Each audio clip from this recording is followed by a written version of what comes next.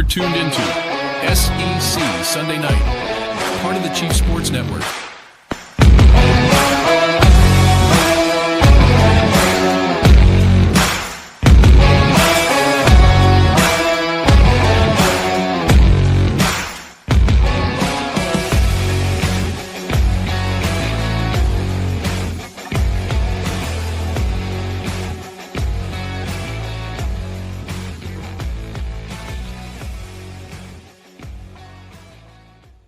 And writer of the Emmy Award-winning producer of True South. He also has a new book coming out called House of Smoke. John, I just wanted to say thank you so much for taking the time. I am a big fan of yours, not only from watching you on True South, but as a former history teacher and now current athletic director, the Pot Liquor Papers is one of my favorites. So I just wanted to say thank you for taking the time to join us today and talk a little bit. So.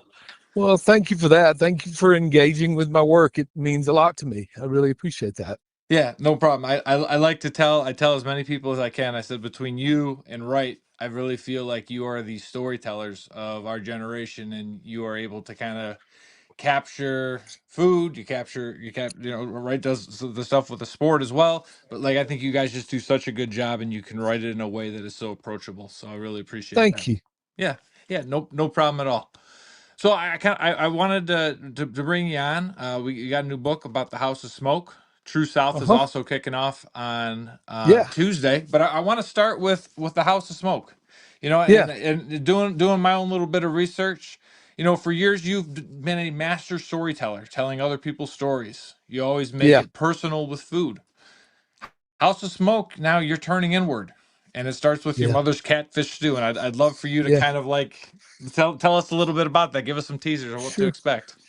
Yeah. So, I mean, every bone in my body is attuned to telling other people's stories. That's what I value most. But, one of the stories that I tell is about the value of restaurants and how they matter in our society. They're kind of, informal clubhouses for a community. But in falling in love with restaurants, I realized that I talked about them as second homes. And in doing that, over the last few years, I've realized, well, why did I need a second home? What was it about my first home, the home in which I grew up, that compelled me to develop this relationship with restaurants as second homes? And that's the work I've done, is to figure that out, to realize that over time, like a lot of people, I think, I've gone on a quest to figure out where I belong and, the place I want to claim. And it's not where I grew up in Clinton, Georgia. It's Oxford, Mississippi, the college town where I live now. And this is the home I claim. This is the place I claim. And my love of restaurants was kind of an escape from my first home. And now I've found my true home, Oxford. I love that, and that's what I'm really looking forward to. I know that I believe it was last season. We talked a little bit. We visited the site of your mother's grave, and that was a powerful episode. And I'm curious to see I'll be honest with you. I was watching it last night, kind of preparing, just getting myself ready, and it was powerful when I saw it then. Just powerful then. So what was that like for you as you and the crew were going back to Clinton, and you were going through that, getting ready to shoot the season? Like, what was the emotions going on for you for there? I mean, for me, I live 6 hours west of Clinton, Georgia, where I grew up now. And so going back, I returned to the age I was growing up. I mean, I'm 8, I'm 10, I'm 12. I'm 17, which is the age I was when I left Jones County, Georgia, Clinton, Georgia. So to crawl back into your childhood is a really powerful thing. We staged a party that you'll see that ends episode. The episode focused on Clinton, Georgia. The end of the episode is focused on a party we hosted at a local little golf course. And friends that I hadn't seen since Little League Baseball came into the room, and we ate chili dogs from my favorite chili dog place, and we ate barbecue from Fresh Air Barbecue just outside of my hometown. And to step back into your old world, to to talk about Little League Baseball as if, that's what you're going to do the next day, not something you did 45 years ago. That's a really powerful emotional wallop. Yeah. So, if you read my book and if you've seen that episode of the show, the one you talked about with my mother's catfish stew, there's some tough stories in my past, some darkness that I've had to face down, violence that was a threat to me and my family. And the thing I realized going back to Clinton, Georgia, is that it's not just darkness I find there, it's lightness. It's the friends I knew growing up. It's my favorite hot dog place, my favorite barbecue place. All those things bring me joy. And so returning sometimes for people can be hard, returning to where they grew up. For me, there was a mixture of that. There's the hard stuff, but there was also great grace and beauty in my return.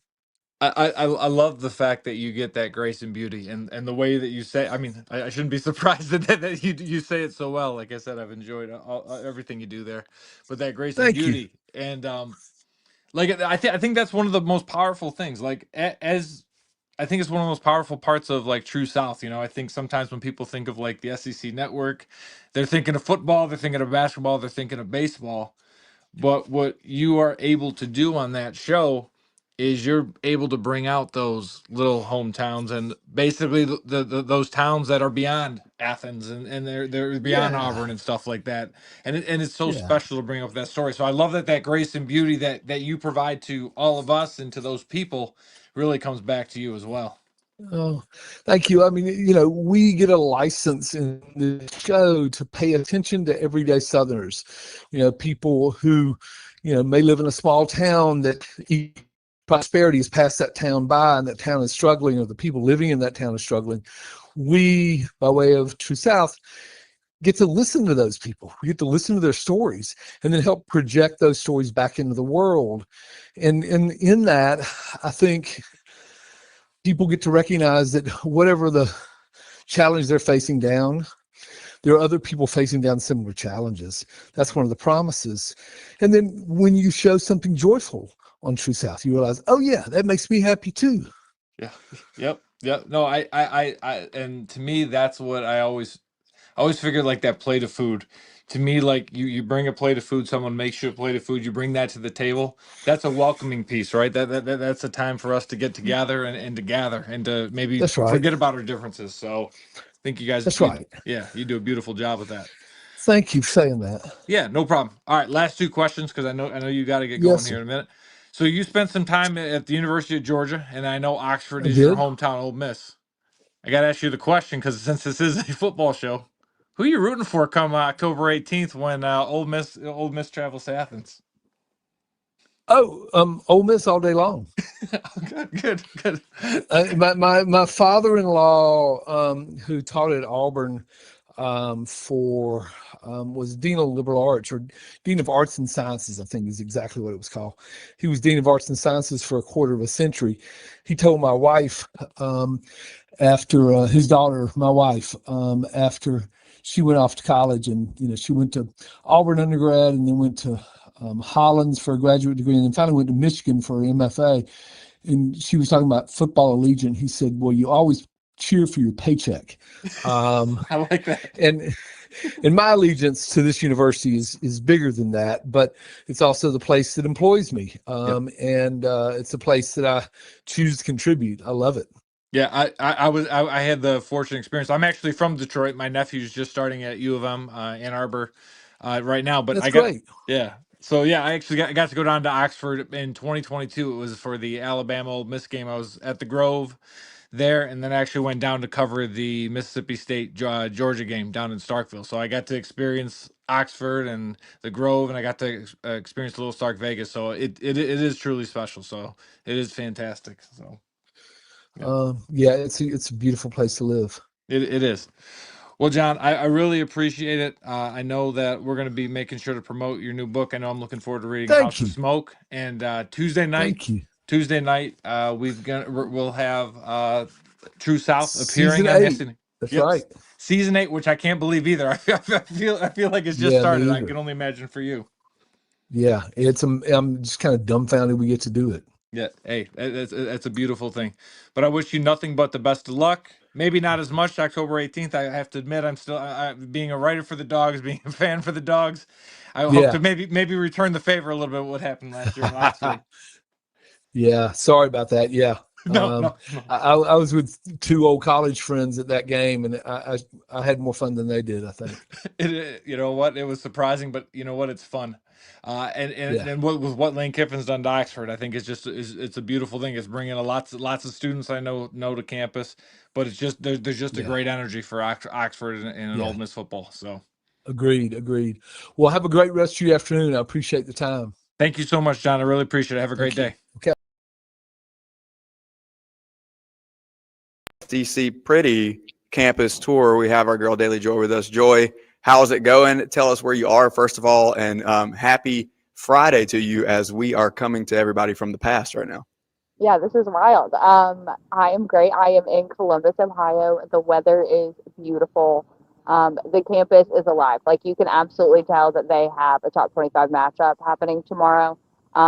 It is funny though. I'm walking around with a backpack on, and people are asking me if classes are canceled or if I'm like I'm not the girl for you guys. I'm too old for this place. But no, environment's incredible. College football's back, and walking through here, you can absolutely feel that. Yeah, I think that the thing that you're going to have to do as you go to stadiums all across the country this year is differentiate yourself from a college student, unless maybe you're just itching to get back into that life for just a minute. Maybe one of these campuses can pull you back in. If you guys want to bet on that, we're going to try to get a line to figure out which campus pulls Joy back into college life. There's one campus that can pull me back in, and it's Obviously. Yeah, we'll get there. We'll get there later in the year. Don't worry. So obviously, College Game Day is in Columbus as well. Big day tomorrow as we kick off the season. One of the biggest, most anticipated matchups in the history of college football in terms of how these two teams are ranked to open the season. You also have the last ever show for Lee Corso. And so I can imagine that place is going to be an absolute madhouse in the morning. What do you expect, and what do you already said that it's busy and buzzing. What do you expect to see in right there where you're sitting tomorrow morning when you're out there? Yeah, no, I won't be sitting here. That's for sure. I have a feeling this will be fully staked out. There are already, to the right of me, you can't see it, but there's a ton of tents. All of the like booster tents are already set out. People are already shopping. The merch stores are already open. Like there's already lines forming. There's cars lined up to already park their cars outside of the stadium. Like it will absolutely be a madhouse, which is what you expect from Ohio State University. Like this is a school. This is a program that prides itself on their game day experience, and I don't think we'll expect anything less than 100% from them. Game day is already setting up. I was supposed to be over there originally, can't get to it now. But yeah, I mean, they're already here. They're already ready to go. Students are already like engaged and lining up. I believe the line for like the Pat McAfee kickoff is already forming. And so yeah, I mean, it's going to be what you expect in like a week 7, a week 8, a week 9, where we've had like these major matchups. We're now getting those in week 1, and I'm thrilled about that. I've been saying that we should stop playing cupcakes week 1. It's so much more fun when you kind of figure out who your team is early on, and that's what we're about to find out on Saturday when Texas and Ohio State meet up. Well, to your point, I think that there's matchups across the SEC, and not everybody is playing somebody that's a worthy opponent. I mean, Kentucky is going to continue to run that max schedule as long as they can until the SEC tells them they can't do that anymore, which is coming down the pipe, right? But you have great matchups across the league. What are you looking at outside of Texas and Ohio State as kind of the marquee matchup? And let me just put this one right on the tee for you, because I know that was an easy softball. Yeah, I mean, if you're not talking about LSU Clemson, you're not paying attention. And I say that if I took all my bias out of it, that would still be the matchup that people were talking about. It is the two teams that I think we know the most about. I think that's what's intriguing about Texas Ohio State versus LSU Clemson. You have two like veteran quarterbacks going at it in LSU Clemson. There's two coaches that have been in coaching for a really long time, and you're sitting here going, can Brian Kelly finally get over the hump? Can they win week 1? Has Dabo finally figured out the transfer portal? Is he going to be able to plug in those transfer portal keys in areas where he really needs them and get them ready to go quickly in an era that he's not used to operating in. So I think Texas Clemson or LSU Clemson by far has the most hype to it. Texas Ohio State is intriguing because of new quarterbacks and things of that nature. I look for LSU Clemson to be ironically the more offensive heavy game, and I look for Texas Ohio State to be the more defensive heavy game, which is ironic considering the whole narrative around Texas Ohio State is the quarterback game. But I think defense wins championships, as Ohio State well knows right now, and that will continue to be a relative in both of these games that happen tomorrow. Yeah, no doubt. I think that as long as you have Caleb Downs on the field, your defense is going to be intimidating to a degree. And Texas' defense overall, I think, is one of the best, not only in the SEC but in the country. And with two quarterbacks who don't really have much experience, I mean, we saw Arch a little bit last year, and then you're going to have Julian Sayin on the other side. I agree with you that it kind of backs off from an offensive standpoint. On the other hand, in Clemson, South Carolina, you have two very experienced quarterbacks who have weapons all around them. And so as good as Clemson's defense is, and as much confidence I have in Blake Baker with the tools that have been put in his hands this year, I do think there's going to be some scoring done in the fake Death Valley. So let's pick a few games here as we get started. Today's Friday, so tonight we have Auburn and Baylor. Talk about a meltdown waiting to happen. Auburn is actually a 1.5-point favorite here. Which way are you leaning? War Eagle, or is Baylor, the Baylor's going to get it done in Waco? This one's so interesting to me. Let me get your thoughts, and then we'll move on. Yeah, I lean Baylor in this one. And the reason that I do is that honestly, it just comes down to which head coach I trust more. And I wholeheartedly trust Dave Aranda more than I trust Hugh Freeze right now. Hugh Freeze, I gave Hugh Freeze a lot of respect when he took the Auburn job. And I applauded Auburn for the hire. I thought it was a good hire. Hugh Freeze is, but the reality is that college football has changed. And especially from the time that Hugh Freeze was at Ole Miss. And what you're doing at Liberty is not always relative or translative to coming back and coaching a program that believes they should contend for national titles every year, which is exactly what Auburn thinks about themselves. And I wholeheartedly agree. I think Auburn is a program that should compete for national championships. So until Hugh has proven to me that he deserves the benefit of the doubt, I'm not going to give it to him. Dave Aranda, on the other hand, I can understand when people will say, well, what has Dave Aranda proven to you? I would be ignorant to tell you that I don't have a little bit of bias. I know what Dave Aranda is capable of on the defensive side of the ball. He was our defensive coordinator in 2019 when we won a national championship. And I think he's going to be able to put a stop to Auburn's offense, an offense that we already have significant questions about. Now, here's the deal. Their wide receiver room could potentially be the best wide receiver room in the country. The problem is I don't trust their arm to get them the ball. And so I don't lean Hugh Freeze in this game. I don't lean Auburn. Auburn needs to come out and prove to me that they deserve my respect before I'm giving them an ounce of it. Where's my pencil so that I can pay tribute to Lee Corso right now? Not so fast, my friend. I think that Auburn is going to be better than people expect them to be. I have more confidence in Jackson Arnold than most people do because I think that he was just playing with JV players last year with the offensive line and the injuries at receiver. And so I think that even though I agree with you, I don't trust Hugh Freeze, I do trust him to have a quarterback who can execute and have some moxie. And I think that's what it's going to take for Auburn this year. And he does have weapons around him. So I'm excited to see what they do. But in the name of God, I really hope that you're wrong and that we don't have this meltdown if the SEC is in the dumpster starting on Friday night. All right. So, as I look at this list of slate of games this weekend, I'm looking at games that are single digits in terms of what the spread is. And so let's jump to Sunday and talk about who a lot of our listeners are going to care about with South Carolina and Virginia Tech in Mercedes-Benz. That's a 7.5-point favorite Gamecocks. So let's see in the Beamer Bowl, who are the Hokies going to be able to pull something off, or is this the day that Shane Beamer starts fast and doesn't start the season slow? Yeah, I think this is Shane Beamer's year to start fast. And if he can't do it, if he and Lenora Sellers can't get it done week 1 against Virginia Tech, then I think South Carolina fans are at liberty to worry. There's so much hype around the South Carolina team right now, and rightfully so. Lenora Sellers is an absolute phenomenal quarterback. You did what you needed to do in the offseason to prepare. And I think the questions around, is Shane Beamer the guy? Can he get it done? This is now the roster for you to prove that you're capable of getting it done. So I lean Shane Beamer. I lean South Carolina in this game. I think they take care of Virginia Tech, and I'm really honestly like not too worried about it. I have a ton of faith in South Carolina. All right, I'm gonna present it a little differently here for this next pick, and I'll say obviously I'm picking South Carolina as well. I was high on them in our season preview last week, and I think that this is a team that is right where they were last year and kind of on the line of college football playoff. So it is going to come down to a game or two, and I don't think this is the game or two that is going to make it or break it for them. I think they have to start by winning this game and winning it, convincingly. Okay, 2 games.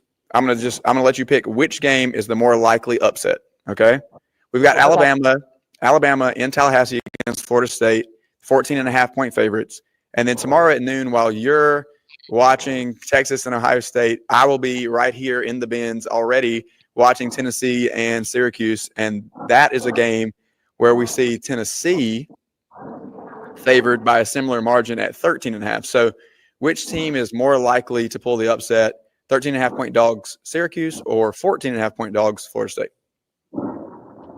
This is the worst question you could have asked me. I will lean Syracuse, I think. Tennessee, there was so much drama in the offseason, and as much as we want to pretend like that has no effect on a program, it absolutely does. Now, at what level it does is up for debate. We won't know that until we're watching them play. But the idea that you're going to lose your quarterback that ultimately took you to the college football playoff and proceeded to lose in the stadium right behind me, and then, there's Heupel having, like, we don't know what the residual effects of that are. I had a conversation about that the other day about, like, you don't know who else in the locker room was demanding money. Like, you don't know what Right. player, like, you don't know how all of that affected that program. And so I would give the edge to Syracuse being able to come in and pull up an upset just because I don't know the current state of Tennessee's football program. Alabama, obviously last year, not their best year. You beat the tar out of LSU and then proceed to lose to Vanderbilt. I mean, there were questions about this Alabama team, but I think there's also some growing pains. You had a first-year head coach, like some things are different. And so unfortunately, like, Alabama is probably for quite some time still going to get a little bit more respect than maybe they've even earned because they're Alabama. And so because of that, I do lean towards Syracuse being able to pull the upset more than I think Florida State could. Yeah, no doubt. I agree with you. I think there's a lot of question marks at Tennessee. I'm not sure who's catching the football for them tomorrow. And we really don't know what's going to shake out of the quarterback position, so anything can happen. I love Fran Brown. He may just come in there fired up and ready to go. On the other hand, we have some questions about Florida State. And although I don't have all of the confidence in the world in Ty Simpson, I think the rest of Alabama's roster is good enough to go down there and win that game. All right, two more, Joy. Let's get it done here. So we're in Clemson, South Carolina tomorrow night. You're jumping on a quick flight after you leave Columbus. Let's say we can just drop you off. You're gonna like parachute onto the field.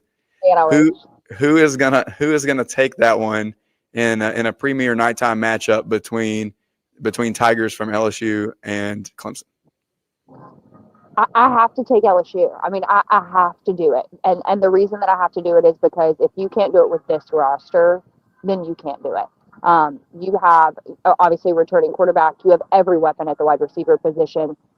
Blake Baker has now had a couple years with this defense. You've brought back absolute legends in the defensive coaching staff.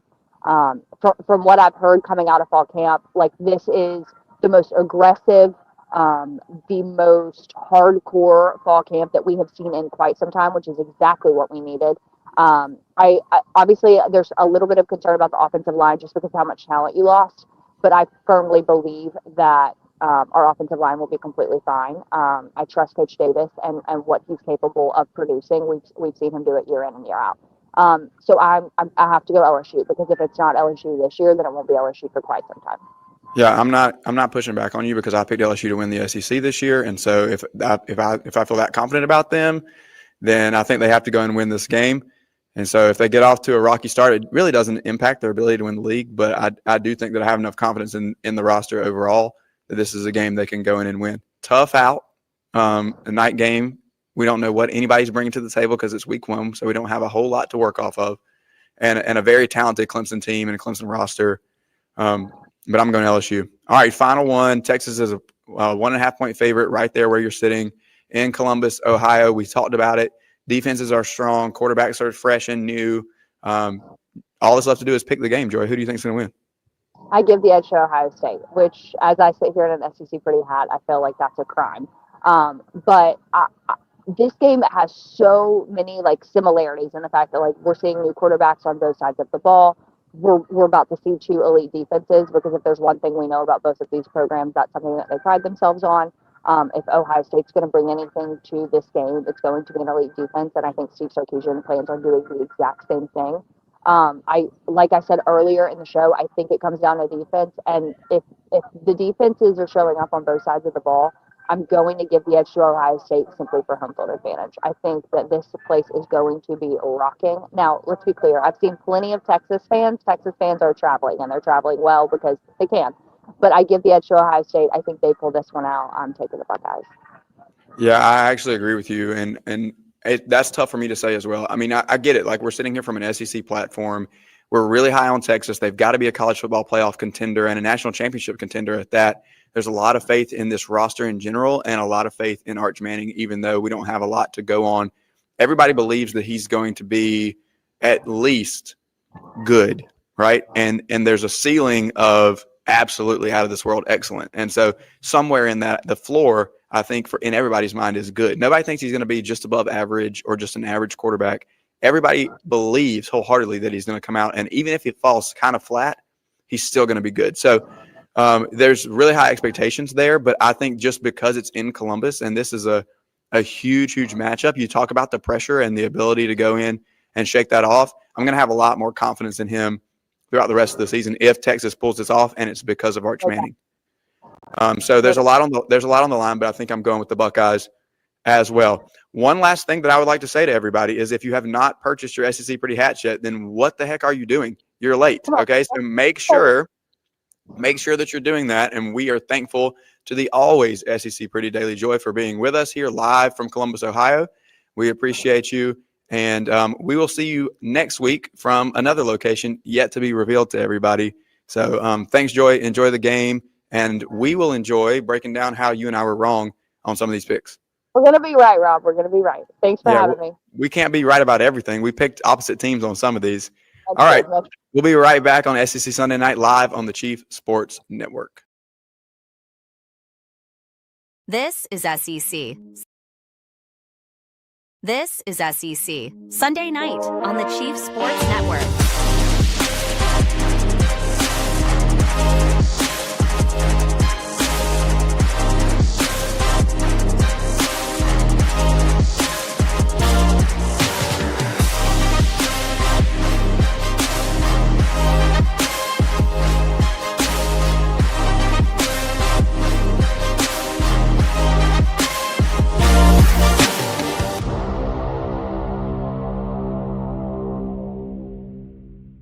Hit the lights this Sunday night. Welcome to SEC Sunday Night Live on the Chief Sports Network. Every Sunday night, we're right here at 8 o'clock, and we are brought to you by Hewitt Damaduras Law, HDLawSC.com, the best personal injury lawyers in the business. If you have an insurance issue, a fall, a dog bite, whatever it may be, we are here for you, and I am here still live in front of Mercedes-Benz Stadium. Craig is apparently in Athens. What's going on? And welcome to you, my friend. Baby. We have finishing up the first weekend of college football. Yep, live from Coral Gables. Carson Beck can still not hit a deep ball. So, and you're loving it. What's your overall feel? Are you exhausted from the weekend? We've got a lot to break down, a lot to talk about. Great talking to Joy on the SEC Pretty Campus Tour. As you can see on Friday, we had some things that I think really nailed it, and we had some things that missed it, and we're going to be able to kick it off with an awesome I Was Wrong segment here in just a minute. But I just want to get your overall take. Let's zoom out. How does it feel to be back in college football season? I love it being back. I love watching it on my TV or watching it on my iPhone. My little one is watching, Little Angels or whatever is on Netflix. But I'm going to be honest. I'm disappointed. I wanted the SEC to come in with a chip on their shoulder to 2025 and they did not do that.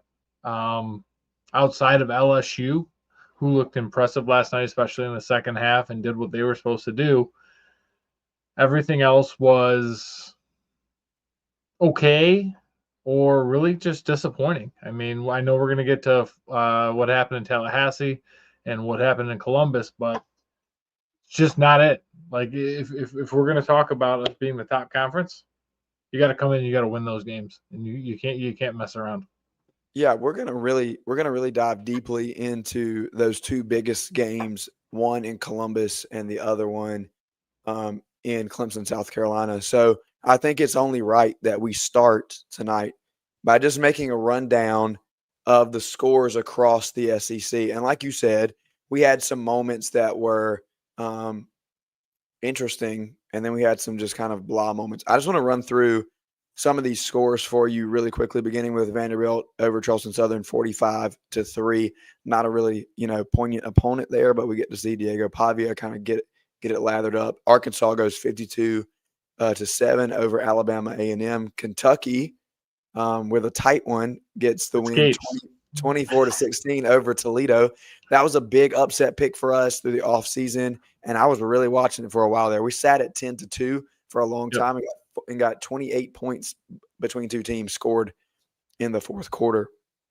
Our friend Kevin McGuffey was breathing a big sigh of relief when that one was over. Sigh. Absolutely. Yes. Mississippi State also escapes 34-17, goes to Southern Miss. Real tricky one there in Hattiesburg. That was impressive. Interesting stuff there from Lebby and company. Again, a little bit of a slow start. That game was tied middle of the second quarter, and then they were able to pull away and really get it to 34-10 before a late touchdown with 4 minutes left in the game pulled it to 17-point margin. I think the biggest takeaway for me there is that Blake Shapen goes 26 for 34. Doesn't look the best in the world, but he had a touchdown and a pick. But he does look like he's back from his injury, and I think that is probably the most important thing that we can gather about Mississippi State moving forward. Yeah, big one real quick with Mississippi State. They go into hostile environment. I know Southern Miss, you're going to laugh that it's hostile environment, but Southern Miss has had Mississippi State's number. They also, Hail State went up 10-0. Southern Miss, closed it right back up 10-10, and then they went on that 24-hour run. So to me, that's impressive. That shows some growth. I'm always one to be quick to jump on Jeff Lebby and Mississippi State, so I'll give him his kudos for week one. Look out for week two. I'll take a brief momentary break from our SEC scores to let you know that Miami has scored, and it is 7-0 here early in the second quarter in Coral Gables over Notre Dame. Also, shout out to everybody in the chat box over there. You guys are doing a great job. Thanks for jumping in early with us. Hope you enjoyed the talk with John T. Edge. Are you kidding me? True South Coast John T. Edge gets a conversation with Craig, and we get to look forward to season 8 kicking off. What an incredible conversation. And then again, we're going to have Joy with us every week from a different campus. We'll take some different looks, some different angles. There's going to be different timing on those conversations as well. But we're excited to bring you the SEC Pretty Campus Tour each and every week. Okay, let's jump back in. Ole Miss 63-7 over the Fighting Craig McMichaels of Georgia State. Del McGee's still got a lot of work to do in Atlanta. Well, look, man, what can we take away from an Ole Miss win like that? Offensive line isn't as bad as David talked about last week. Well, maybe, but we also know that it's the same old Lane Kiffin offense when facing an opponent like that. So we'll just continue to wait. They're going to head to Lexington next week. We'll look forward to that one, okay? What was your question to me last night? Can Ole Miss cover? And what did I say? No. Yeah, you did say no. There's a preview for I was wrong. A couple of other smaller ones here. We'll go Oklahoma 35-3 over Illinois State. John Mateer gets it going. We've got Florida 55-0 over Long Island. I don't know if that's impressive or not, if we're being honest.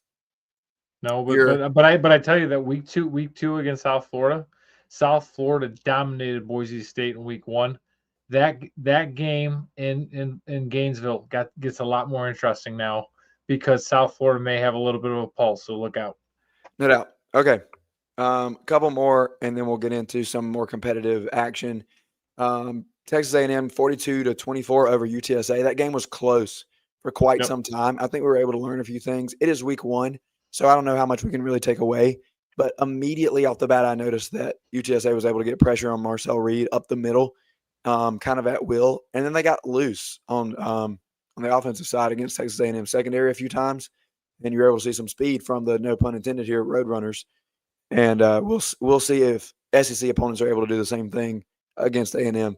Then your Georgia Bulldogs 45-7 over the mighty Marshall, and so we know that the schedule for the Bulldogs is tough this year. But anything you want to throw in, I know that you had a great piece earlier about Georgia capitalizing on a week 1 victory where maybe some other SEC opponents weren't able to do so. Yeah, two big things from the takeaway. First and foremost, we see now how the Georgia offense is going to evolve, and it's going to go with Gunnar Stockton's legs. As we're watching Carson Beck try to run the zone read, knowing that he is never going to run the ball, Gunnar Stockton will be using his legs. Being the first Georgia Bulldog in 80 years to have 2 touchdowns through the air, 2 touchdowns on the ground. But I think more impressive was the defense. And yes, I get it was Marshall, and that Marshall is not very good. But here's the thing. Last year, Georgia played with their food. See UMass running for 200-plus yards against the Georgia defense.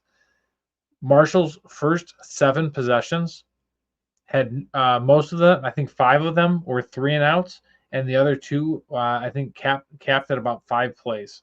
So to me, that shows what we can expect from Georgia as we go forward. A steady dose of Gunnar Stockton running the ball. Wow, you're watching Miami, and maybe that's why. We'll give it credit. We'll give me some credit. But more impressive is that the defense did exactly what they were supposed to. So, I take nothing more away than saying, ha-ha, Alabama, ha-ha, Texas. Maybe you should have scheduled Marshall. All right.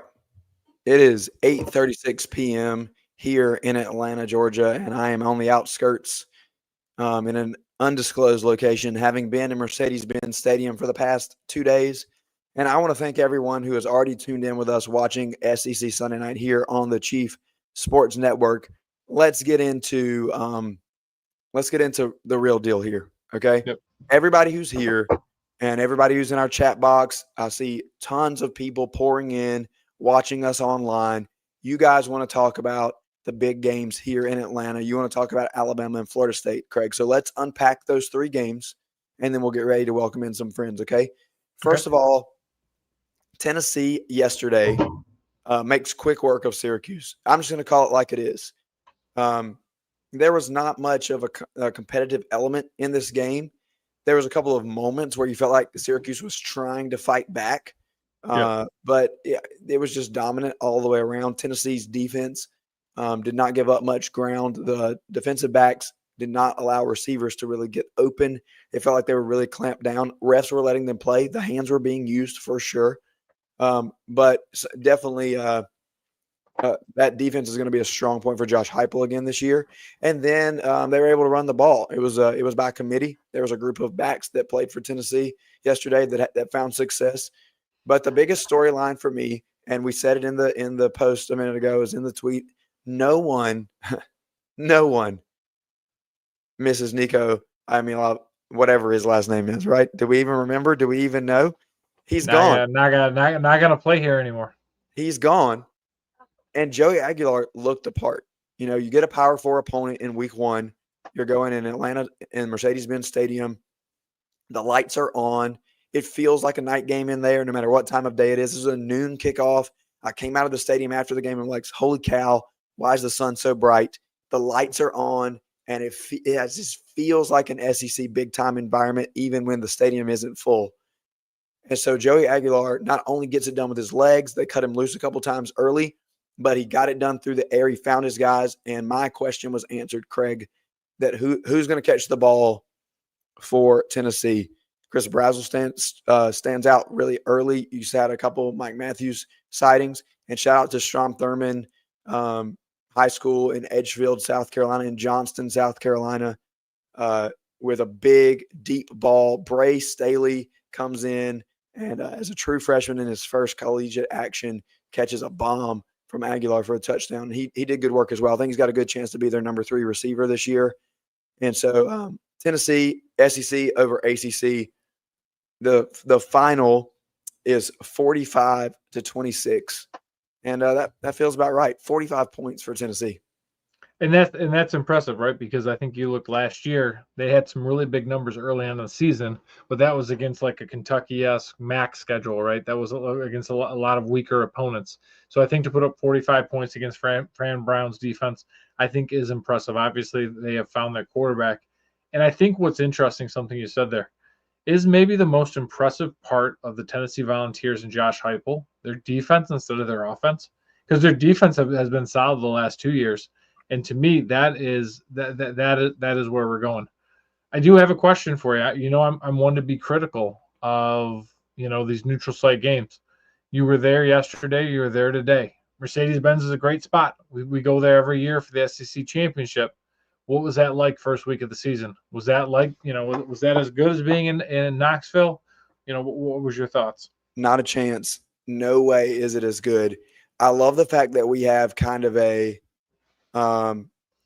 like bowl game feel. I think for the fans who travel, the experience of the weekend is a lot of fun. Does that make sense? Yep. That's where I say you can probably hit both games. Almost everyone going is probably hitting both games. I don't think that's true. I actually had a conversation with a Tennessee fan yesterday in the stands who didn't even know South Carolina was playing today in the city, and said he had told multiple people, multiple Carolina fans that he'd seen with the Garnet and Black on that they were in the wrong city. So when we informed him that we were here for the South Carolina game and the Tennessee game, made a little more sense to him. But, you know, I do think that it's a fun trip. It's a fun experience. But what do we all come to do? At the end of the day, do we come for hanging out at the bar and watching football? Do we come for the tailgate even? Or do we come for what's happening on the field? And when you get into the stadium, the in-stadium experience in a pro football stadium, especially in Mercedes-Benz, I was in club environments both times, and so that is a nice touch. Up, everybody. That is a nice touch to be able to just go down and scoop up all your free food and watch and have a good comfortable chair and a good way to view it, instead of being, like you said, in Knoxville, just teetering over because it's so steep and squeezed on where you can't hang on to the edge of the bleacher that has numbers on it that are 8 inches apart. But I'm here for the traditions of college football, and that's what's lacking. They try to do this thing where they do both, where they play songs from both schools, where they do these mini versions of the entrance for both schools. South Carolina and Virginia Tech today. We'll turn the page now.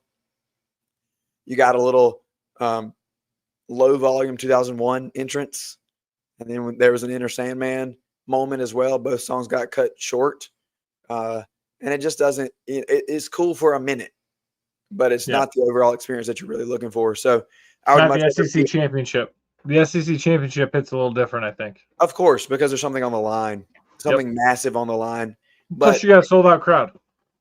Absolutely, and you had the stadium holds about 75,000. There's 45,000 roughly people in the stadium yesterday for Tennessee and Syracuse. You had 55,000 plus in there today for South Carolina and Virginia Tech, which ended at just a few minutes ago. And then I ran over here to jump on with you guys. 24-11, South Carolina wins the game. Really quick start for the Gamecocks. Straight down the field, Lenore Sellers bulldozes his way into the end zone. You could tell the script was working. They had a lot of action where they were bringing tight ends into the backfield, and they were just kind of flaring them out. You ran some the deep slant to Nick Harbor, which worked for a 20-yard gain on that opening drive. They were really able to get it done in that way. But throughout the game, after that opening drive, neither offense was really able to get much done. And so I don't know if that's a credit to the defenses or if we can pick apart deficiencies on offense or maybe a little bit of both. The interior of South Carolina's offensive line really struggled in both facets. There were moments when Mike Shula was clearly trying to establish the run, and there just wasn't much push, especially in the first half. And then there were moments when there was a need to drop back and pass, and they were not able to provide a clean pocket to even the elusive Lenore Sellers. That one play sticks out in my mind where he was wrapped up and he shakes the guy off. He's got the defender on his ankle, and he's about to pull out of that attempted tackle, and another defender just comes and clocks him while he's being held by his ankles. And so, somebody like Lenore Sellers can get out of one guy, but if you're letting 2-3 defenders converge on him at one time from multiple angles, there's really nothing that anybody can do, even somebody as elusive as what we've seen number 16 be over the course of last year and at times today. But by the end of the game, Beamer ball shows up on the side of the Gamecocks now, and Vakari Swain returned a punt for a touchdown, which really opened up the air in the stadium on the South Carolina side of things. You could tell that there was a swagger and a confidence brewing. They played Sandstorm in the stadium following that. Did you get your glow sticks out? They had towels for everybody. Every chair was draped in a towel, and so South Carolina fans were still waving the towels just like a home environment. And then, Craig, before I allow you to react, I'm going to say something that has been a long time coming. And Michael, I see you over there in the chat box. Thanks for joining us. The atmosphere was, like I said, it was good, but it could always be better. It's nothing like Williams-Brice. Nope. A play that South Carolina fans have been waiting for 3 seasons. The bomb, 64 yards to Nick Harbor over the top for a touchdown. It was a beautifully designed setup. South Carolina got the ball back. It was 17-11, and there was 9 minutes left in the game. And so, me and my dad are talking, and I looked at him, and he says, "Now we're going to run it." I said, "Yeah, he's going to try to pull out like an 8-minute drive and just run it, and bleed the clock down. And if you can do it, you can do it." So the first play goes for 9 yards on the ground. Second play goes for a couple yards to get the first down. And on the third play of the drive, it's a fake to the back, and the safety comes down, and Lenore Sellers, I can only imagine, eyes light up as he OBC. That's an OBC staple right there, right? Pulls it out and lets it rip for Harbor over the top, and he was able to showcase the speed. Beautiful deep ball from Sellers. Harbor secured the catch and flew into the end zone, and that's pretty much all she wrote. That was the end of it. Bigger thing that I'll say for South Carolina's defense, as far as the defensive front goes, as the game went on, they got better. There were some moments where I felt like in the middle of the game, I posted on X that the interior of the defensive line, the tackles flashed a couple times I noticed in the run game, but there was a lack of consistency there. They were really chipping and double teaming Dylan Stewart a lot. He eventually got home and got his first sack of the season, and then came into the inside and made a tackle for loss on the running back a couple plays later. So as it went along, they got better. Speed at linebacker is definitely evident. Fred Johnson played the most incredible game for a first-time starter at linebacker. A lot of huge expectations around him. He had a few big hits in the backfield. He had an interception. He had a big batted pass. And so he's impacting the game in every way possible. And the secondary featured a lot of faces. You had 3 different safeties that played back there with DQ Smith, taking the spot of Nick Emanwari. You could see they're kind of rotating guys through there with Gerald Kilgore, David Boussey, and Peyton Williams got the start and had a big pick at the end of the game as well. The corner spots, I think that the corners got picked on a little bit, and Virginia Tech's receivers made a lot of incredible 50-50 ball catches. So I can imagine that Torian Gray is going to work a lot this week with 50-50 balls with those guys. The biggest story coming out of that, and because I'm running over here, guys, somebody tell me in the chat box, what did Shane Beamer say about Judge Collier? I'm sure we don't have a real answer yet. But South Carolina's top cornerback, Judge Collier, goes out in the first half. He was on crutches.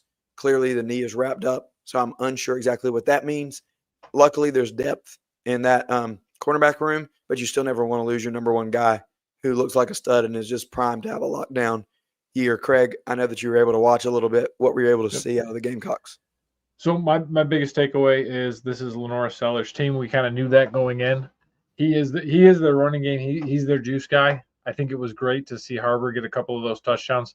He had a couple of early drops early on. It was kind of like, come on, he could have kept going with it. It was kind of one of those games where you kept waiting for the Gamecocks to kind of pull away. And Virginia Tech, I thought, did a good job. I do think some of that, the secondary, if I'm looking at for a little bit of weakness, I think Virginia Tech did have some success kind of throwing the ball there. So that was an area that did look good. But Lenoris, I mean, he's a dog. I mean, there was one time he had some guy draped all over his back, shuffled him, and able to kind of go off the left side to get that first down. So he was quite impressive. So I think it's, at the end of the day, they're 1-0. And if I do have to say one thing to Michael, as a former Atlanta resident, graduate of Georgia State, Atlanta does not suck. All right. It's 8:50 here on Sunday night. This is SEC Sunday Night on the Chief Sports Network. If you haven't figured it out, guys, we're going to run a little over tonight. And we're looking forward when we get back to bringing a couple of our friends in here, Drew and Lou, to break down the biggest games in the SEC this weekend. We'll be right back in just a moment, right here on the Chief Sports Network. When playing sports, you want a coach that will fight for you. At Hewitt Diamaduros Law Firm, we've got your back. Whether it's personal injury, insurance disputes, negligence, or wrongful death, our team delivers exceptional legal services that makes meaningful difference in the lives of the individuals and families we work for. Visit hdlawsc.com. hdlawsc.com. Hewitt Diamaduros, we're on your team. Oh, man. The building is on fire. Emergencies and accidents happen. When you're in the middle of a fire or water event, all you want is for things to return to normal as soon as possible.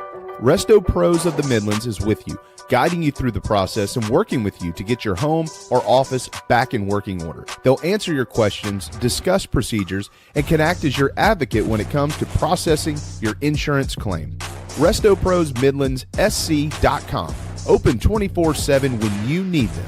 Quality that is guaranteed. At TriFit Physical Therapy and Performance, we believe true health and peak performance start with personalized care. Whether you're an athlete recovering from injury or just chasing your next personal best, we're here to guide your journey. With expert coaching, hands-on therapy, and transparent cash-based pricing, you get the care you need without the insurance red tape. One client drove 100 miles just to see us and said it was worth every mile. Contact us at trifitperformance.com or 803-353-5619. TriFit Physical Therapy and Performance, where recovery meets results. Yo, what's up? Baby, let's go!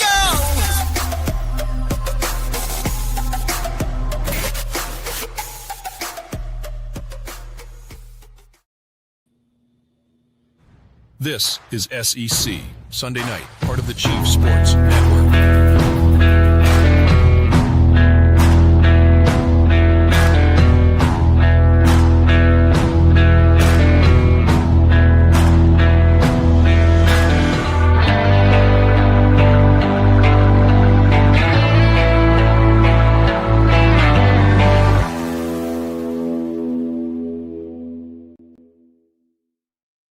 Welcome back to SEC Sunday Night Live on the Chief Sports Network. We're here every week at 8 p.m. breaking down now finally real football. And so now Craig and I have with us live our friends Drew Crabtree, who is muted. You're going to hit that unmute button there, Drew, so you can talk about it. No, just keep him muted. Keep him muted. I don't want to hear from him. And also our man Lou Johnson, who is here.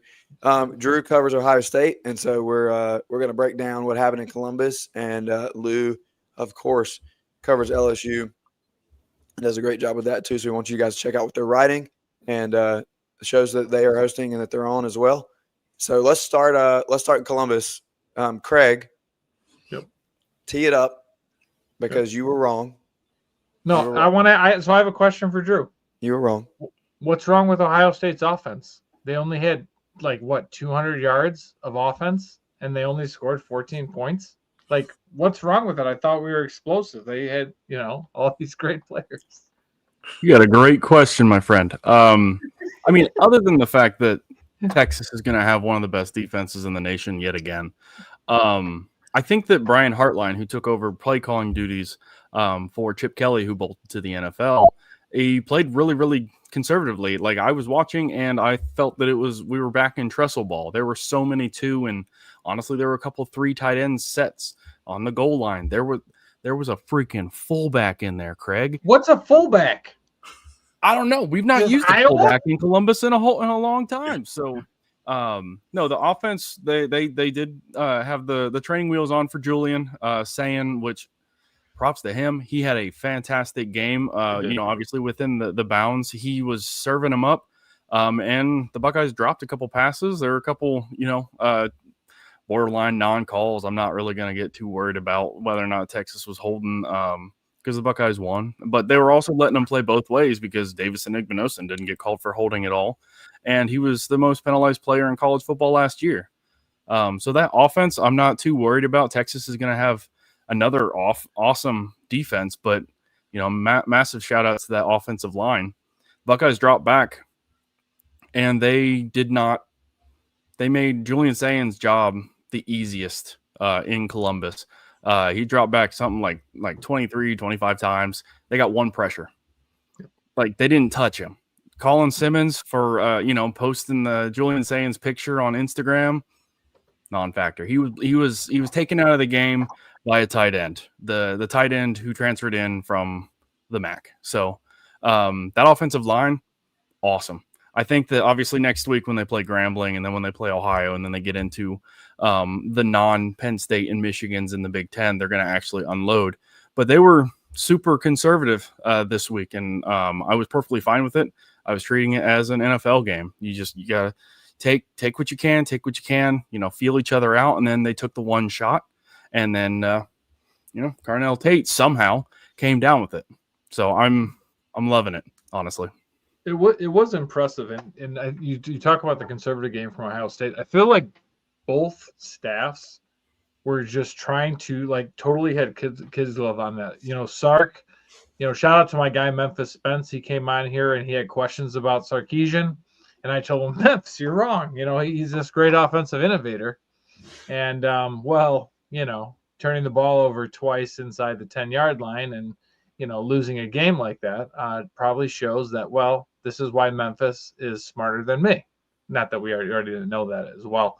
But what did you take away from Arch, and why did he look like Uncle Rico throwing so often? I think that, when they made the hire of Matt Patricia, everybody was clowning on it because, he's either rode the coattails of Bill Belichick all those years. He won the 3 Super Bowls, but it was Bill Belichick's defense. And then obviously when he was a head coach in Detroit, that was a dumpster fire. I heard. I imagine you heard up there. His defense was odd. Like, literally, they had odd fronts out there. One of the clips that keeps circulating around is this. They ran a 5 down, and they did the schoolyard, churchyard, something like that, blitz where the linebacker, it was like a delayed blitz, and he got a free run on the quarterback, and Arvell Reese, who people are going to start learning because that linebacker he's a dog, got a sack on Arch. But the thing is that Sark gave Patricia his flowers in the post game. He said that they were disguising their coverages at an elite level. And then when you go back and watch, Texas had one drive where I was like, okay, this is where Ohio State gives it away. They go tempo, they're going, and Patricia wasn't able to do all of the crazy coverage, hiding what they're doing because it was just tempo. They drove right down the field. Eventually, they got stopped on the 1-yard line, which was awesome for the defense. But that's going to be something that the Buckeyes are going to need to work on moving forward because, while they may not have super high, the best offenses in the country on the schedule, they're going to have, Penn State who can probably move the ball with those running backs. And then obviously they'll have Michigan who's going to run the ball 75% of the time with Chip Lindsey as their new OC. But I loved what I saw from that defense. And I'm you can add me to the I was wrong because I thought that Matt Patricia hire, I'm like, he's going to be carried by the talent on that defense. And, obviously don't get me wrong, that the talent on that defense is ridiculous. Caleb Downs, best defender in college football, arguably. Georgia Bulldog. Sorry? He should have been a Georgia Bulldog, but you guys paid him more. He's still crying. Allegedly. as a Patriots fan, I'm all about Matt Patricia, so don't hate on him. But I think it was great yesterday as well. You mentioned from the Ohio State side of things that it was great for the defense to get that stop on 4th down, but you got to maybe clean some things up not to get to that point. The 3rd down and goal play, on the flip side of things, Arch should have pulled the ball and he walks in. The end crashed and he gives it to the back. And that's the thing where I think maybe from your perspective, Drew, a more experienced quarterback like Drew Aller maybe pulls that. But from Texas's standpoint, don't say it, Craig. From Texas's standpoint, I think that Arch also has to clean that up and continue to grow. And that's just the nature of both of these teams, really, with Julian Sayin and Arch Manning, are going to have to go through some of those growing pains. And I think that overall, we just flushed the idea that Arch Manning was going to have growing pains. I still think here's the thing that I don't want to do. But here's the thing. There's growing pains, and then there's just flat out missing your receivers. Everything was low behind him, or he overthrows them. It wasn't close. How much do you think the environment played an impact on the Texas offense?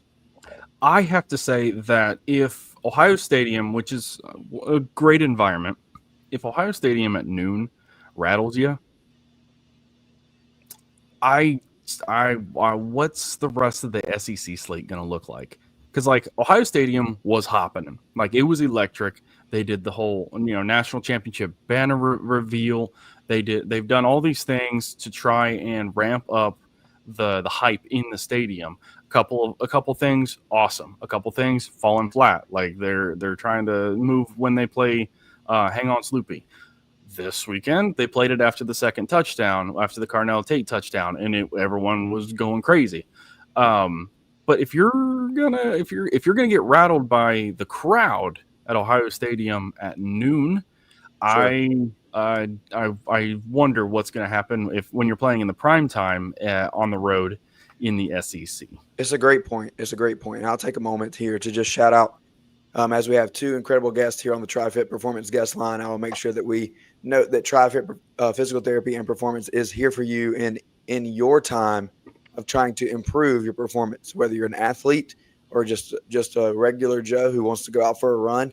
You need to work on something, your knees, your shoulders, your back. We're all getting older, right? We all need a little physical therapy. We all might need a little work at TriFit, okay? Mitch is the best, and there's no insurance red tape, so you're not going to go in and have to go through this file and this paperwork to get here or there and say, well, we were scheduled to do this today, but I'm really feeling like we need to talk about nutrition. You're not going to need to jump through those hoops because Mitch is going to be flexible and create the plan just for you at TriFit Physical Therapy and Performance, TriFitPerformance.com. That is our guest line sponsor. And on the guest line tonight, we have not only Drew Crabtree, but also Lewis Johnson. Lou, you talk about incredible environments. Death Valley in Baton Rouge at night is going to be an environment that's going to rattle a lot of people this year. But this week, the game was played for LSU in the fake Death Valley. They went in and they proved themselves. Let's talk about 2025 SEC champion Brian Kelly and the LSU Tigers and what they were able to do to kick off this campaign in Clemson, South Carolina. What were your overall takeaways and any concerns that you have as well? Well, look, Rob, first I got to congratulate you on calling it. You called it beforehand, and apparently Lee Corso agreed with you. But, man, my initial takeaways from that game, you got to start with the O-line. All the talk surrounding this game coming into the season around Baton Rouge was about the O-line. They kind of underachieved last year when you had proven guys. So when you didn't look great in the spring and then you couldn't settle on starters in the fall, a lot of the fan base was kind of worried. Not even kind of worried. They were absolutely worried about this Clemson front and the problems they were going to present. So you didn't really notice the offensive line for LSU, and that's a good thing. Other than a few penalties here and there, which is kind of typical of your first game of the season, you didn't really notice any shortcomings by the offensive line. Even when you had an injury early on, you had Tyree Adams starting left tackle went out, and DJ Chester, who couldn't even win the left guard, who the staff did everything in the world to give it to him, and he couldn't win it. And he comes in, and you never even noticed that the starter was out at left tackle. So it starts there. But arguably an even bigger point was the defense. It kind of gets swept under the rug. You forget how bad LSU was a couple of years ago. They were in the 100s in total defense. So Blake Baker, the defensive coordinator, improved that defense by over 50 spots, but nobody cared because late in the season, quarterbacks ran on LSU and made them look bad. So this year was the first time you really saw that vintage LSU aggressive attacking defense. And it goes to show how much freedom you can have as a play caller when you have guys who can cover and guys who can get to the quarterback. Question for you, Luke. You had said earlier when we were chatting that you can't understate the significance of this win. Can you say more to like what you think this means not only for LSU in 2025, but for Brian Kelly and then going forward? Oh yeah, I love to say more because the internet thugs kind of killed me when I put that article out talking about how big the game was. Oh, he's coached in national championships. He's coached in playoff games. But tell me, how many of those games did you feel like if he lost, it could lead to some job security issues? So let's say he loses this game against Clemson. And I told you guys a few weeks back that I thought LSU was going to be improved, but I thought I picked them to lose to Clemson. But if they did, now you're looking at going 10-1 in the SEC. Whatever that looks like. We don't know who's good yet, but you know it's asking a lot to go 10-1. If you lose more than 2 games total, you're probably not going to make it to the playoffs, which is fine. He's not going to get let go in 25, but you lose so much going into 26. As Texas, how it is coming in with a new quarterback, no matter what you got around him, I didn't see him making it next year. So if you don't make the playoffs in 26, that's 5 years with no playoff appearances, and he was going to be out of here. Now it's a lot of season left to go, but that's a hell of a start to get a road win against a top 10 team. It's going to stack up with anybody later on in the season when you're looking at resumes and deciding who's going to get in. But ultimately, it gives you a better shot at going at least 10-2, and then you don't have to worry about what everybody else does to get in. Are you still afraid of Alabama? We're going to get there. No. There's no fear. Just to be clear, there's no fear regarding Alabama. But you got to be real too. Look, how many times has LSU gone to Alabama and won in the past 15 years? Not often. So how often has Alabama looked that bad on defense and even worse on offense? I think you got to go pre-Saban. I think we're talking like Mike Shula. Yep. We're going back to the mid 2000s on that one. That was awful. And not only to get beat, but to get manhandled. They physically dominated Alabama. Shout out to Florida State.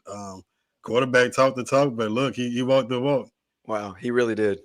So speaking of Mike Shula, a lot of Gamecocks over there in the chat box, and again, congratulations on being 1-0. Lenore Sellers is still that guy. But although I just shed my garnet in black to come on here with everybody and just walked out of the bins myself, I will back Lou up to say Clemson's going to have a good year. Okay, so that is going to look good on your resume by the end of the season. Now, this is not an ACC show, but they have some quote-unquote tests in the form of Florida State. Now, what do we think about them? They have SMU, and they have some of these other kind of middle tier. We don't know about them yet. ACC teams like Boston College, Duke, and Syracuse, who I think at times have caused some issue and jumped up and bitten them. They also have Georgia Tech, who we were able to see despite early turnovers in the first half against Colorado the other night. Haynes King is still able to take over a game at any given moment as well. So I do think there's a couple of bumps in the road for Clemson. But I think that at the end of the year, Lou, you're correct. That's going to be a huge resume builder for LSU. And if they can get through the season and manage to come out 10-2, even if they don't follow through on my prediction and land in Atlanta at the end of the year playing for the SEC championship game, I think this one goes a long way towards building that resume to get them into the playoff, because we know that these types of wins really, really matter to the college football playoff committee. All right. For all four of us, can I ask us one two-part question before we get you guys out of here? Go ahead, Craig. No, go ahead. Go for it. I got it. All right. My answer's ready. All right.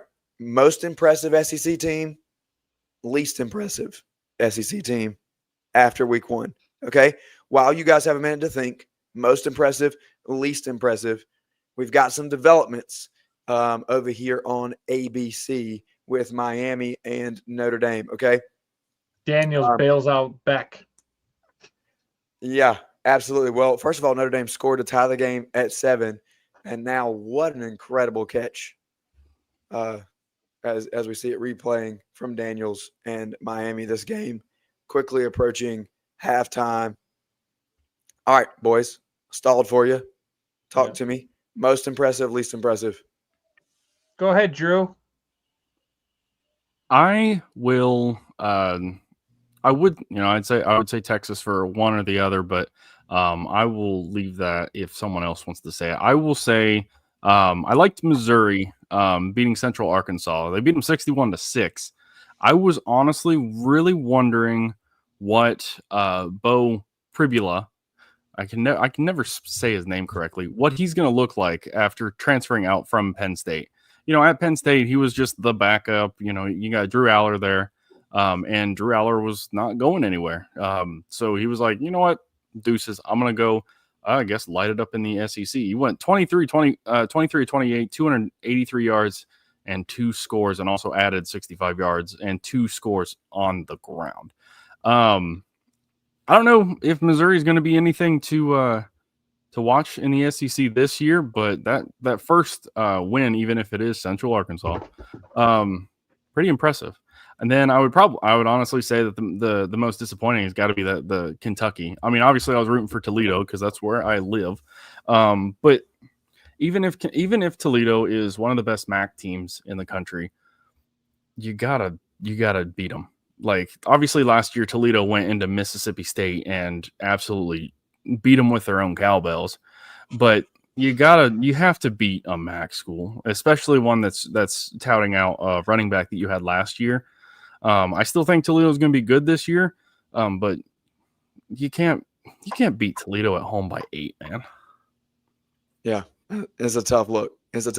And both of those picks, Drew, are not a part of I Was Wrong, because I think that we expected both of those results. All right, Craig, Lou, we got some thoughts? Lou, you're the guest. Yeah, let me jump in there first before you say Alabama. Thanks, Drew. Appreciate that, by the way. Most disappointing team. Don't take my team, man. Yeah, Alabama looked awful. That was embarrassing. They're an embarrassment to the SEC. Might have to kick them out. But yeah, that was bad. As I said, you can take a loss. My bad. I know my clip for the week. But yeah, you can deal with taking an L, but to get manhandled the way they did, and Alabama has had the identity of being the physically superior team for so long. So to get a run on like that's rough. I've been a defender of Kalen DeBoer, and he's won everywhere he's gone. And I think people maybe jumped the gun with some of the criticism he got. You kind of underappreciate how tough it is to take over a team and implement everything that you want to do in the first year, no matter how much talent you have. So I wasn't going to be too quick to criticize him, but yesterday, he's not going to survive too many more days like that. Most impressive team was LSU, but we've already talked about that. So I'm going to go with Tennessee. I think Syracuse is an underrated team. I think they're trending in the right direction. Now, they shouldn't have beat Tennessee, I don't think I would put my money on them to beat them, but Tennessee was able to separate themselves from them, end up winning 45-26, and a pretty solid game by their quarterback, who they're not paying $4 million. So that's also a win for Tennessee. So shout out Tennessee. That was an impressive game. Like I said before, LSU was obviously the best win in the SEC in that week 1. Clearly the most impressive team, because I have to say I was wrong, was the Auburn Tigers, who on Friday night, Brother Hugh found out, oh my gosh, I can run the ball. And he has Jackson Arnold running the ball. I think Jackson Arnold had 125, 130 yards rushing. The team looked good. I still have questions about the defense of the Auburn defense, but anytime you have those receivers and now you have Jackson Arnold running the ball, Auburn will be trouble. and they may be the best team in Alabama. Now, who was least impressive on the week? Kalen DeBoer. I'm not going to say Alabama because Lou already took that one. But Kalen DeBoer continues to lay an egg and a nothing burger. We got so excited last year. He has, Kane Womack from Southern Alabama. He took Drew's guy from Buffalo, has the co-defensive coordinators, has these former head coaches. Now he has Ryan Grubb, and all we heard in the offseason, Ryan Grubb's going to be there. That was that missing piece, and the offense is going to look great. And Alabama just stunk. Florida State was terrible last year. You had a quarterback who was talking trash about you constantly, and you come out there and you don't show it. Stop. This is not Alabama. This is pathetic. I don't know if they're going to be able to raise $70 million, but if anyone's going to be able to, Texas A&M was able to do it. Maybe Alabama will have to do it as well because Kalen DeBoer is not getting it done. Do we see Keelan Russell this year? Yes, probably next week. I've said since the preseason. I think he starts by week 6. Yeah, you're going to get to a point where there's nothing to lose. I'm serious. I don't think that, especially if they're going to the Fun Belt or wherever you're sending them, Lou. Even if Austin Mack is better right now, I think you put all your eggs in the freshman and not in the guy that's in his third year of college football. And this has kind of been a battle for the backup behind Simpson, I think. But I'm definitely give me Keelan Russell. I think that we see it eventually. All right, this has been a fun time here on the TriFit Performance guest line. We got Drew and we got Lou. Guys, thanks so much for being with us tonight. We appreciate you both. Go check out their work. I know that they are working on other forms of media, not only with Last Word and their writing, but Lou has a great show that you guys should go follow him and jump in on. Drew's making the rounds tonight. I know this isn't his last appearance, and so make sure that you're checking out everything that he's doing as well. We will be right back in just a minute here on SEC Sunday Night with It Just Means More. Genius. At TriFit Physical Therapy and Performance, we believe true health and peak performance start with personalized care. Whether you're an athlete, recovering from injury, or just chasing your next personal best, we're here to guide your journey. With expert coaching, hands-on therapy, and transparent cash-based pricing, you get the care you need without the insurance red tape. One client drove 100 miles just to see us and said it was worth every mile. Contact us at trifitperformance.com or 803-353-5619. TriFit Physical Therapy and Performance, where recovery meets results. When playing sports, you want a coach that will fight for you. At Hewitt Diamaduros Law Firm, we've got your back. Whether it's personal injury, insurance disputes, negligence, or wrongful death, our team delivers exceptional legal services that makes meaningful difference in the lives of the individuals and families we work for. Visit hdlawsc.com. hdlawsc.com. Hewitt Diamaduros, we're on your team.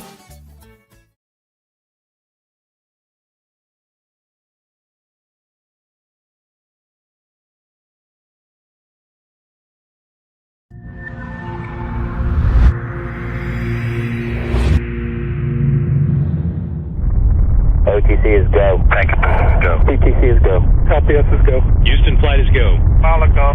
STM is go. Safety com is go. STU is go. LRD is go. SRO is go. CDI is go. Launch director, NTD, our launch team is ready to proceed at this time. It's SEC Sunday Night, presented by Hewitt Diamaduros. Visit hdlawsc.com. It's go time.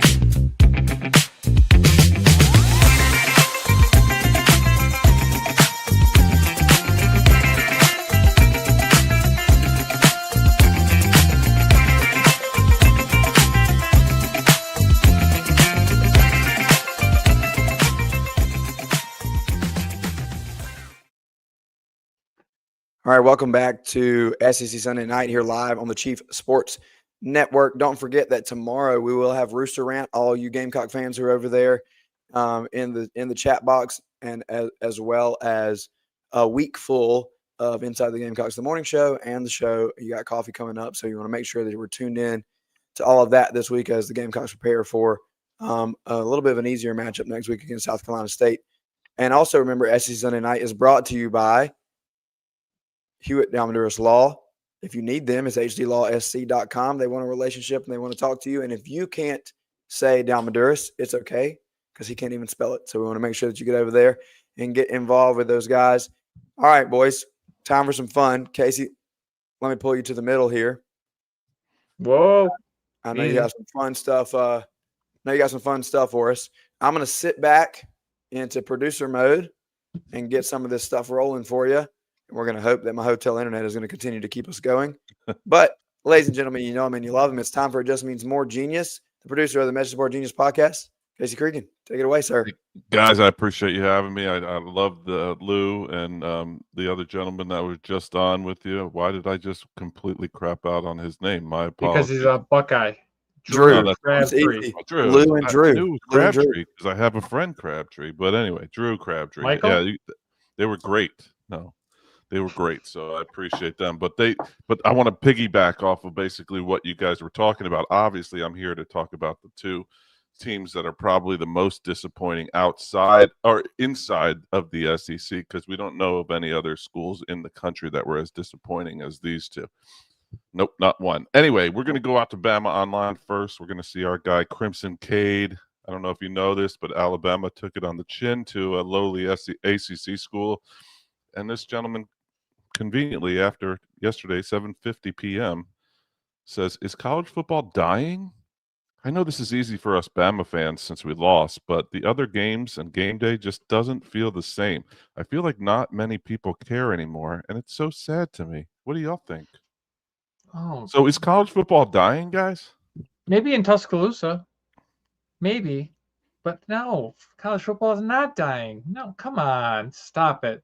Isn't this convenient? Alabama fans, as soon as things get a little bit tough and as soon as things get a little bit hard, let's be honest. Why did Nick Saban retire? Oh, because the playing field was becoming a little more level. So it's not a shock that Alabama now is finding excuses. What do you think? Do you think college football is dying? Based on what I saw yesterday from pictures in Clemson, South Carolina, or in Columbus, Ohio, or where were other decent-sized games going on, it doesn't look like there's any problems in the world of college football. The pricing that was happening at some of these games just to get in the door, just to get into Death Valley and Clemson, South Carolina, was $500. I mean, you're talking that's money. That's Rob Williams money, man. That's not any money that I would have. So I was here comfy on the couch. I won't tell you what my mortgage is because I guess that would be what would be the what I was paying versus what I'm getting in. But I get my house for a month to month. Anyway, right? Yeah, no, it's not dying, Craig. Not even close. No, even little old Georgia playing the Fun Belt Marshall. Sanford Stadium was rocking, and it looked alive. That was another group of pictures I saw. Yeah, absolutely. Yeah, it was another group of pictures. Everyone felt good. As I told you yesterday when we were talking, maybe you should just play the Fun Belt teams. You know what? Everyone wants to poke. Everyone wants to make fun. Georgia took a page out of South Carolina's playbook from last year. I think South Carolina played our Sisters of the Poor, some FCS team, and the D3 team in their non-conference. So, Georgia is just trying to learn from the Gamecocks to make sure that they're putting themselves in the best foot forward and to have a party. And speaking of the Gamecocks, that place looked rocking today too. I know Rob was there, but even yesterday, Tennessee and Syracuse looked like it was loud and obnoxious. Today, the Benz in Atlanta looked loud. I mean, no, I don't think there's any problems. Yeah, I would say not a chance. When you have the type of turnout that you have for a neutral site game, and we made this argument earlier. I don't like the neutral site thing. I'd much rather be on campus. It would have been so much better at either place, to be honest. But still, yes, lots of energy, lots of people. The whole city is buzzing with. Yesterday, there was a lot of orange because it's Tennessee and Syracuse, and today Virginia Tech went all orange. But I saw a lot of garnet and black. I did like the color rush by Virginia Tech and I thought that was a South good Carolina. color scheme. Both that was like, a little Halloweeny, aesthetically pleasing to the eye. After you pay the mortgage, have you started decorating the house for Halloween yet, Casey, or not yet? Do you think I have control of that in this? I don't have control of that either, but I'm just asking. I know that that's usually like a Labor Day thing. Is like, oh, let's go decorate the house for Halloween. No, it's Labor Day for me. Is pressure washing the front of the house. Oh, fantastic! You can come do mine when you're done. I'm gonna labor on Labor Day. There you go. All right, I got it. You ready for my second one?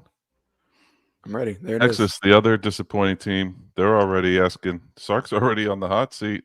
My friend ZOO says, I don't think it's Zoo, but it might be Zoo. Can be Zoo. Says, it could be.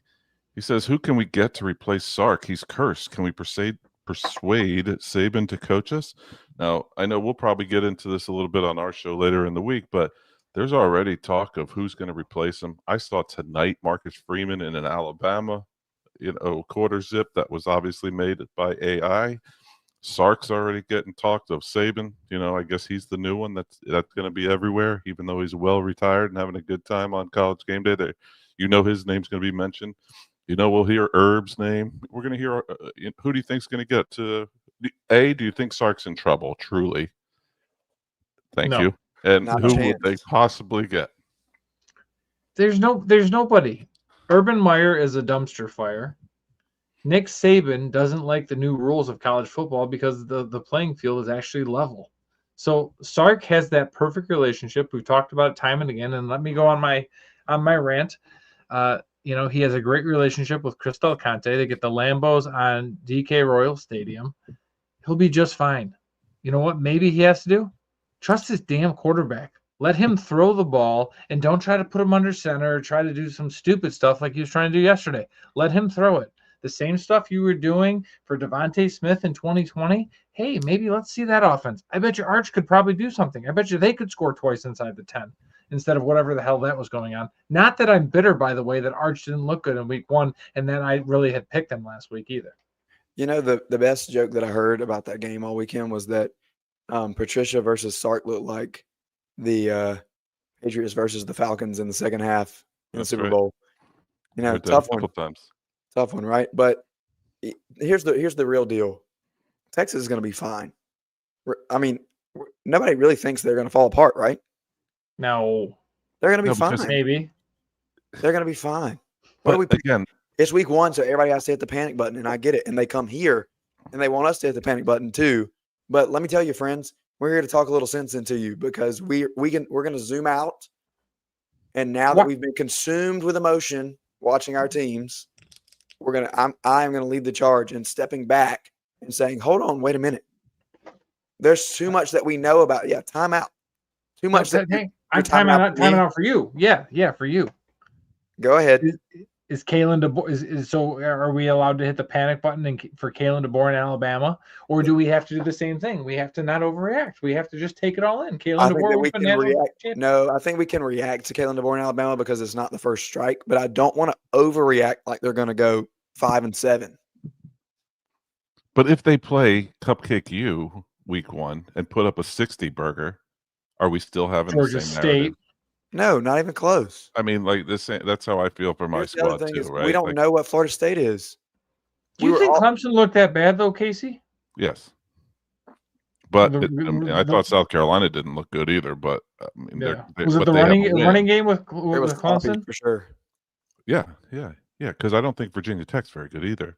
I think LSU's pretty good, so I'm okay with our defense. I didn't necessarily LSU's O-line did look good, no question about it. But I thought our defense was fine. You give up 17 points to that guy, and you expect to win. Agreed. Right. All right. Can I ask one more question then in light of South Carolina and Clemson? You're the host. Debate, and then we're going to get out of here. See if I can stump you guys with this question, okay? It is a short answer question, okay? Is this one of the who said it things? We're not who said it game. We're not doing multiple First choice. Game ever on it's just I don't need a paragraph. I need a short answer. Have you met me? What is a catch?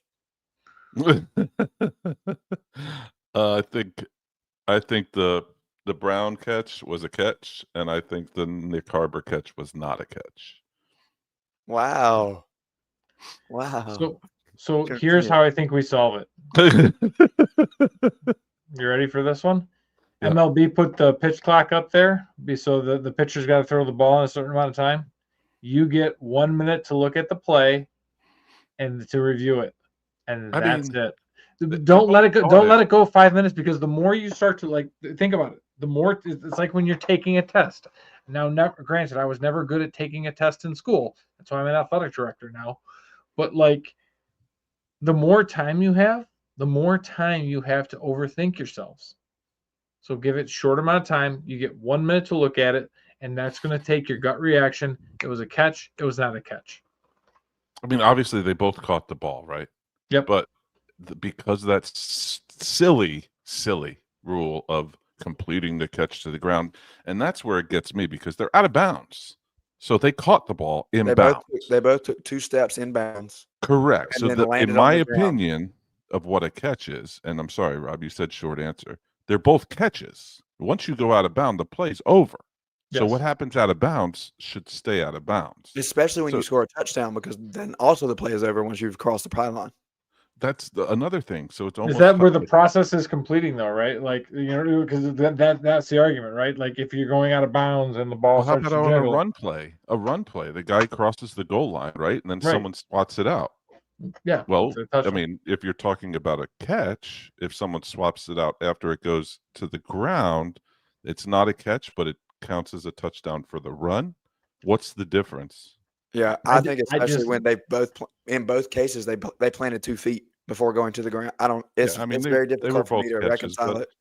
The way that they say it, I mean, it's so objective, right? They have to rewrite it. That's what it is. They have to rewrite it. I mean, it was the correct call both times, and it was still equally as dumb. Yeah.